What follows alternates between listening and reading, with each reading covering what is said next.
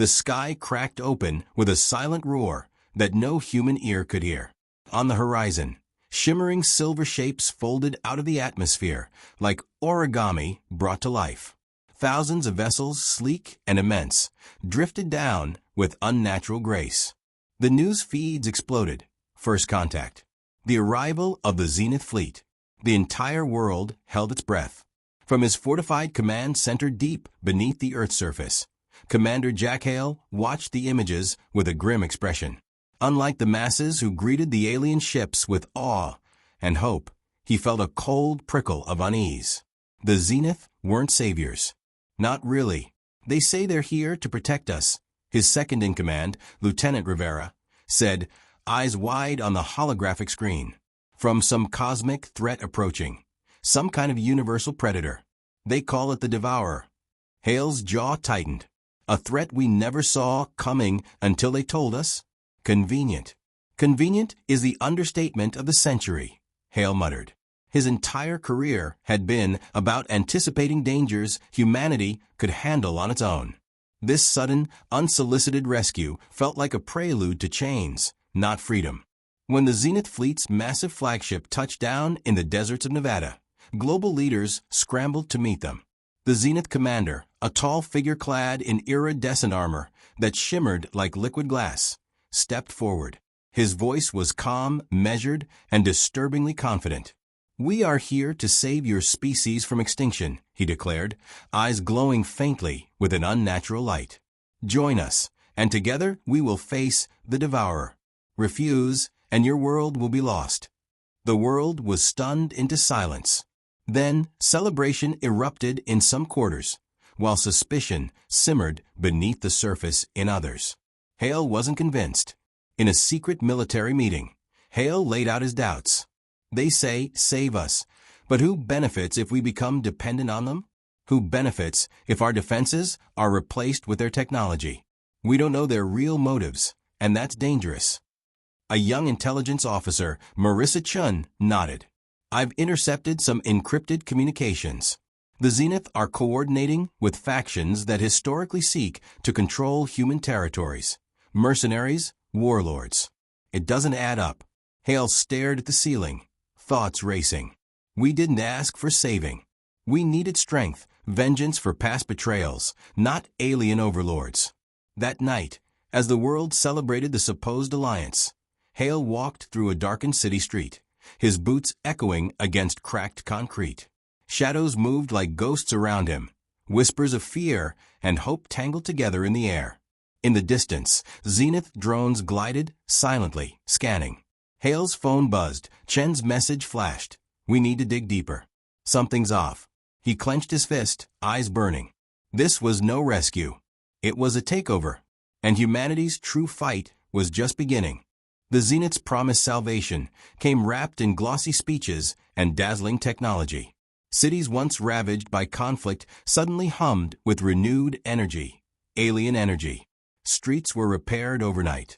Diseases once thought incurable faded, and humanity's defenses swelled with Zenith-made weaponry and shields. To the outside world, it was a miracle. But beneath the surface, the miracle tasted like poison. Commander Jack Hale and his small team operated from shadows, far from the public eye and political fanfare. They had access to the alien devices, gifts, the Zenith said. But Hale wasn't blind. Some of these gifts emitted subtle, almost imperceptible pulses. Electronic signatures that didn't belong. "They're broadcasting something," Marissa Chin reported, her fingers flying across multiple consoles in their hidden base. "I think it's some kind of signal, a frequency embedded in the tech they handed out." Hale's eyes narrowed. What kind of signal? Chun hesitated. Something that could influence neural activity. Mind control, maybe. It's faint but consistent. Everywhere Zenith tech is deployed, the signal grows stronger. Hale's jaw tightened. That's not protection. It's a leash. They had to confirm it. So Hale ordered an unmarked squad to retrieve one of the recently upgraded human colonies in the Midwest, where the Zenith had intervened heavily. What they found chilled them. The colony was eerily perfect. Streets were immaculate, crops abundant, and the people calm, too calm. When soldiers tried to speak with locals, their eyes glazed over, voices flat, smiles forced. Something had hollowed them out from within. Back at base, Hale ran tests on samples of the Zenith technology. Under the microscope and with the latest scanners, the devices revealed microscopic nanites, tiny machines engineered to interface with human brains, silently eroding free will and replacing it with obedience. "They're enslaving us under the guise of saving us," Hale said bitterly. "And the world is drinking the Kool-Aid." Chin shook her head. "It's worse. The cosmic threat they warned about? We found no trace of it anywhere beyond their projections. It's a fabricated lie to keep humanity compliant. The Zenith weren't saviors at all. They were conquerors, and their victory came cloaked in deceit." Meanwhile, political leaders who had once hailed the Zenith as heroes grew uneasy as rumors spread. Some tried to resist the alien influence, only to disappear mysteriously. Fear spread like wildfire. Hale convened his trusted inner circle in their underground command center. "We can't let this continue," he said. "We have to strike before they tighten their grip beyond repair." "Can we fight them?" one officer asked, doubt clear in his voice.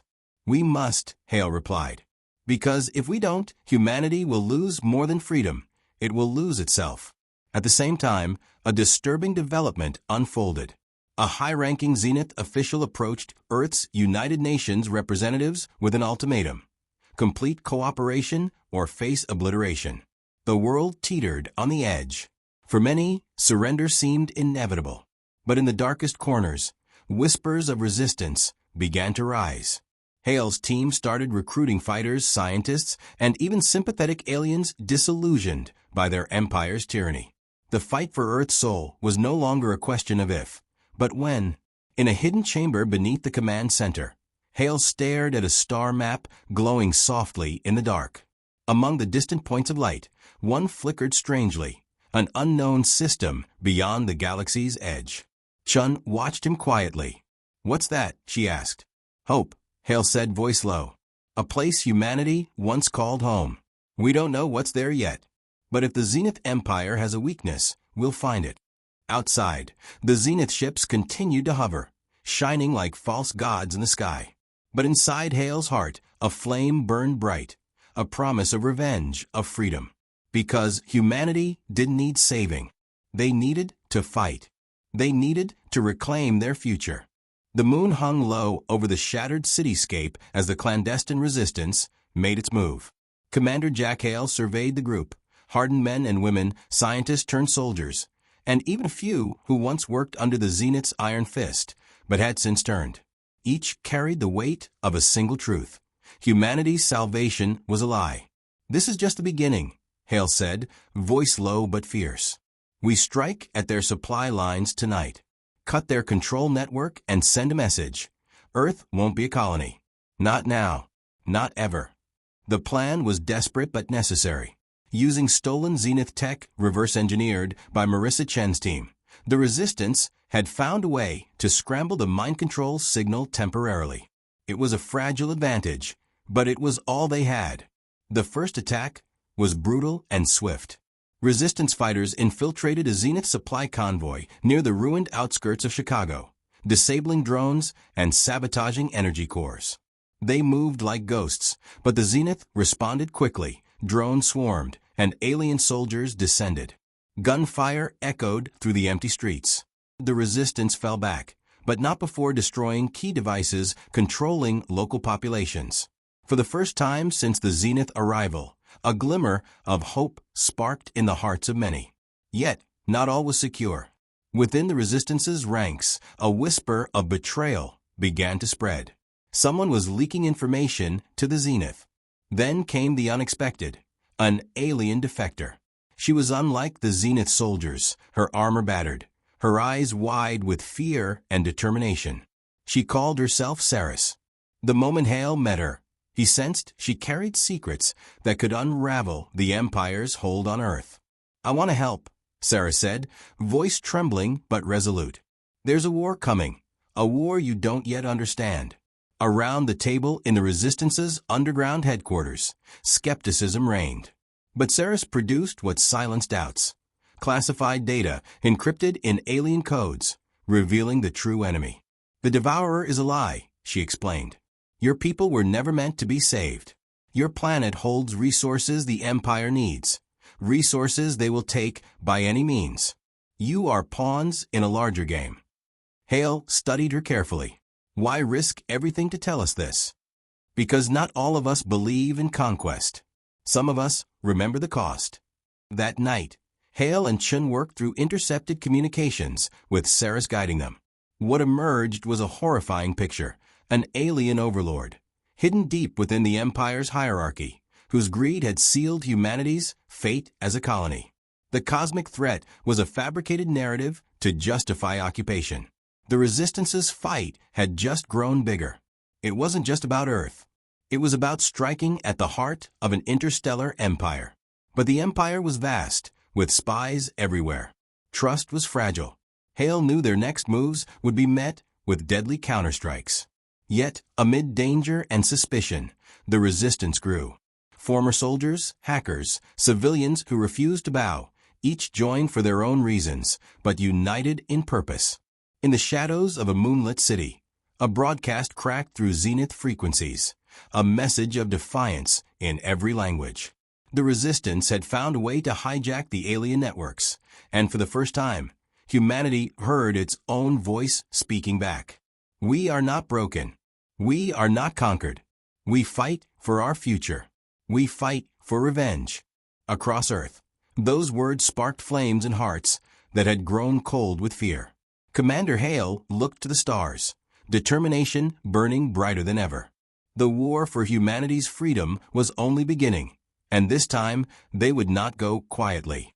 The war for Earth had ignited, but victory felt distant. For every Zenith patrol destroyed, 3 more replaced it. Their control tightened around major cities, crushing resistance before it could rise. The mind signal broadcast continued to creep into new regions, suppressing thought, loyalty, and memory. But deep beneath Greenland's frozen crust, the Resistance unearthed something ancient and human. Saris, the Zenith defector, led them to it.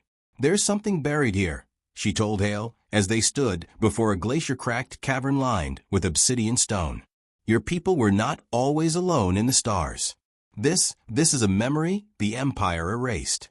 Inside the icy tomb, they found remnants of impossible technology, metal that pulsed with internal power, carvings etched with star maps older than human civilization, and at the center, a sealed chamber with a warning engraved in a lost dialect of proto-human. We remember. We will return. They will pay. Hale stared at it in silence. Who were we? He asked, not expecting an answer. But Saris answered anyway. Before you were isolated on this world, your ancestors were warriors, part of a vast alliance that defied the Empire. You lost.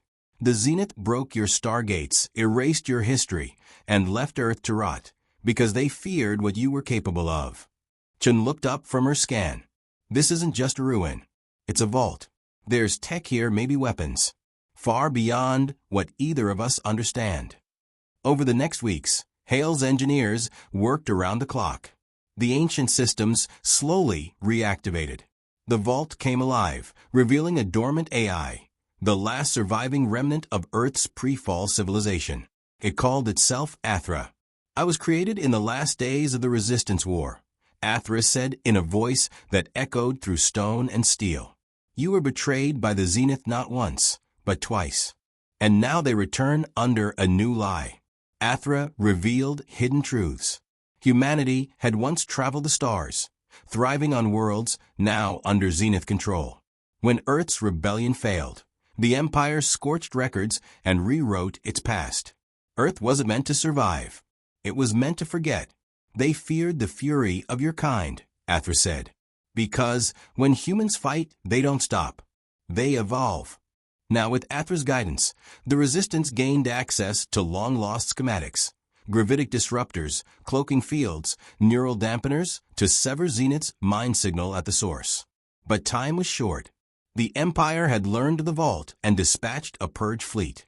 Hundreds of Zenith warships broke orbit, headed toward Greenland. The Resistance prepared for a last stand, not to win, but to buy time. "We won't survive this," Rivera said as they armed the vault's perimeter. "No," Hale agreed, "but we'll give them something to remember." The battle came like a storm. Zenith ships scorched the sky, drones descended in black waves, and ground troops surged toward the vault. But the resistance, armed with ancient weapons and human resolve, held their ground longer than the enemy expected.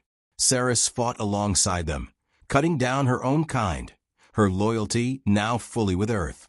Then, as the vault's core reached full power, Athra transmitted a pulse, a psychic scream that shattered the mind control network planet-wide.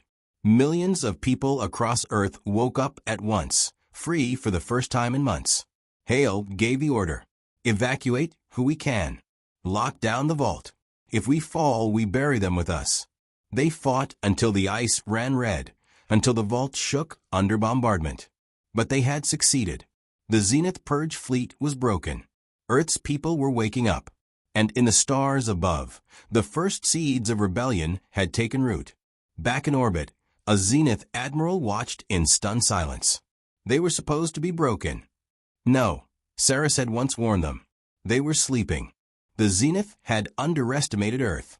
The destruction of their Purge fleet over Greenland sent shockwaves through the Empire. Entire sectors reeled from the loss.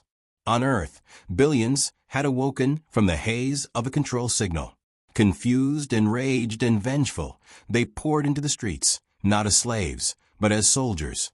And the resistance, once fractured and hunted, now had a name: the Burning Line. Commander Jack Hale stood on the bridge of the Vigilant, the first human warship built using recovered pre-fall technology. The ship wasn't pretty, its armor was stitched together from wreckage, its weapons experimental, but it worked. And more were being built every week in the shipyards hidden beneath the Andes. "They know we're coming," Chin said beside him, watching the growing fleet on the holomap. Human ships, salvaged Zenith vessels, even a few defected alien frigates. "You really think we can take the fight to them?" Hale didn't answer right away. His eyes locked on a single system, Virex 9, the location of the Empire's signal core. If they destroyed it, the Zenith's control across hundreds of worlds would collapse. "They burned our past," Hale said finally. "Time to burn theirs." The operation was suicide. A direct assault on a core system wasn't just difficult, it was madness. But the Zenith had taught humanity one crucial lesson: survive long enough, and madness becomes strategy. Ceres, now fully embedded in the Resistance Command, gave them the intelligence they needed. Virex 9 wasn't just a signal hub. It housed the consciousness of Supreme Architect Valaskar, the mind behind humanity's subjugation. "You kill him," she said coldly, "and the Empire bleeds." The fleet launched in silence. 1,000 ships, most held together with defiance and patched metal, tore across the void. They traveled through broken star lanes, avoiding detection, jumping from debris field to black market smuggler routes. And then they arrived. Virex 9 glowed like a dying sun. Orbiting it was a behemoth, the Spire, the Zenith's oldest and most fortified station, forged in the ruins of worlds they had destroyed. As the fleet emerged from slipspace, Zenith sensors lit up. Sirens screamed. Defenses activated. And then the war began. Missiles streaked across the void. Drones swarmed like hornets. Human pilots, many flying for the first time, gave everything. Ships exploded in flashes of silent fire. The Vigilant led the charge, diving into the thick of battle with Hale at the helm. "We get inside," he ordered. "We blow the core, no matter what." Chun nodded, eyes scanning for a weakness. "There, portside vent shafts. That's your shot." As the Vigilant raced toward the Spire, Resistance ground teams in drop pods hurled toward the surface of Virex 9. The planet's crust boiled with weapon emplacements, but humanity fought like it had nothing to lose, because it didn't. Inside the Spire, Valaskar observed coldly. Primitive, predictable, but persistent. He ordered a planetary sterilization beam activated, targeting Earth. The order never completed. Ceres led a strike team through the Spire's interior, cutting through Zenith guards with brutal efficiency. She reached the core chamber, face to face with the mind who had orchestrated Earth's fall. Vala's car regarded her with contempt. You choose them over us. She raised her weapon. I choose truth over control. And fired. Above, the Vigilant reached the core reactor. Hale and his team, using a recovered gravitic charge, plunged it into the station's heart. Warning klaxons blared. The spire trembled. This is for Earth, Hale whispered. And the core erupted. The explosion tore through space, consuming half the Zenith's orbital defense grid.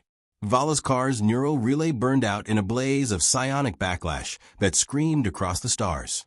The Zenith Empire felt the loss instantly. Across occupied worlds, the signal collapsed.